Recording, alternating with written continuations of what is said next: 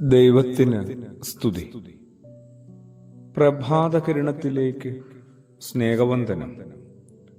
ഭാഗം 1933.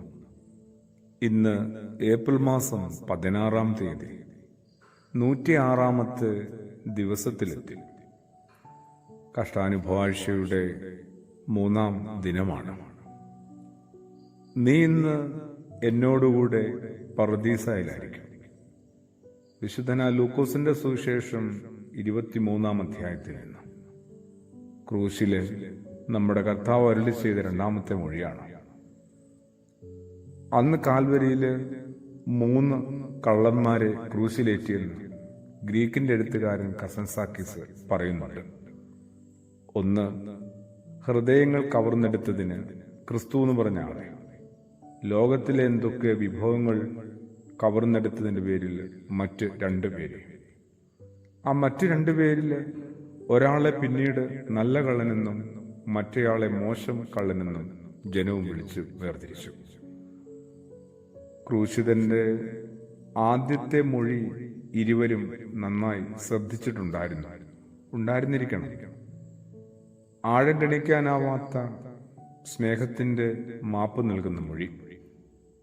കഠിനയാതനയിലും ക്രൂരമർദ്ദനത്തിലും മാപ്പ് നൽകണമെങ്കിൽ, അതും ഉപദ്രവിച്ചവർക്ക് നൽകണമെങ്കിൽ, ഇവൻ സാധാരണക്കാരനല്ല എന്ന് മനസ്സിലാക്കിയ വലതുവശത്തെ കളയണം. നിഷ്കളങ്കതയെ ക്രൂശിക്കുമ്പോഴും സംയമനത്തോടെ, ശാന്തതയോടെ ക്ഷമിക്കാനായിട്ട് ശരിക്കും ദൈവസ്നേഹത്തിന് മാത്രമേ കഴിയൂ. അത് ബോധ്യപ്പെട്ട ആ വലത്തെ കള്ളൻ പിന്നെ ഒരു നിമിഷം പോലും മടിച്ചില്ല. നിലവിളിക്കാൻ തുടങ്ങി, നീ നിന്റെ രാജ്യത്തിൽ പ്രവേശിക്കുമ്പോൾ എന്നെയും ഓർക്കണമേ. ഇവൻ ഇവിടെ ഇങ്ങനെ ക്രൂശില് ഒതുങ്ങാനുള്ളതല്ല എന്ന് ആ കള്ളന് ബോധ്യമായി. എന്തായാലും ഇവന്റെ രാജ്യത്തിലേക്ക് മടങ്ങി പ്രവേശിക്കും. എന്നെയും ഓർക്കണമേ. എന്റെ യൗവനത്തിലെ പാപങ്ങളും അതിക്രമങ്ങളും മറന്ന് എന്തെങ്കിലുമൊക്കെ സുഹൃതങ്ങൾ എന്റെ ജീവിതത്തിൽ സംഭവിച്ചിട്ടുണ്ടെങ്കിൽ അത് നീ ഓർത്തെടുക്കണമെന്ന്.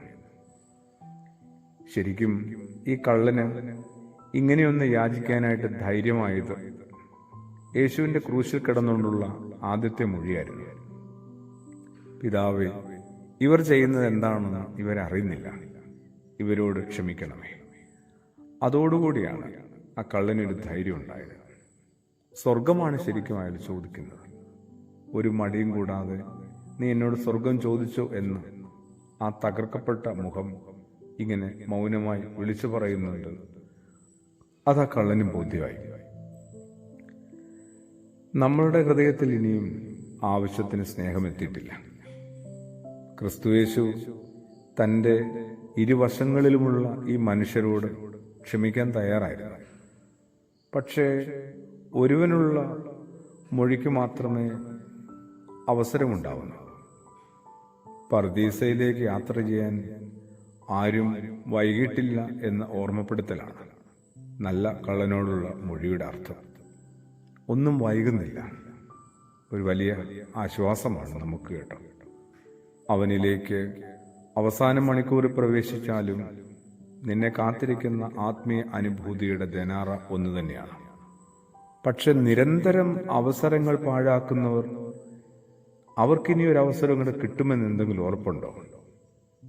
മാത്രമല്ല, കുരിശിൽ കയറുമ്പോൾ പറുദീസ, സ്വർഗം ലക്ഷ്യം വെച്ചൊരു പ്രാർത്ഥന ഉരുവിടണമെങ്കിൽ, യാചിക്കണമെങ്കിൽ, ജീവിതത്തിന്റെ സാധാരണ ദിനങ്ങളിൽ നാം അത് ശീലിച്ചേ മതിയാവും. ജീവിതകാലത്ത് ചേർത്ത് പിടിക്കാത്ത ക്രിസ്തുവിനെ മരണനേരത്ത് കണ്ടെത്തുക എന്ന് പറയുന്നത് ഒട്ടും എളുപ്പമല്ല എന്നും ഈ കള്ളൻ നമ്മളെ പഠിപ്പിക്കുന്നുണ്ട്. ആമേൻ.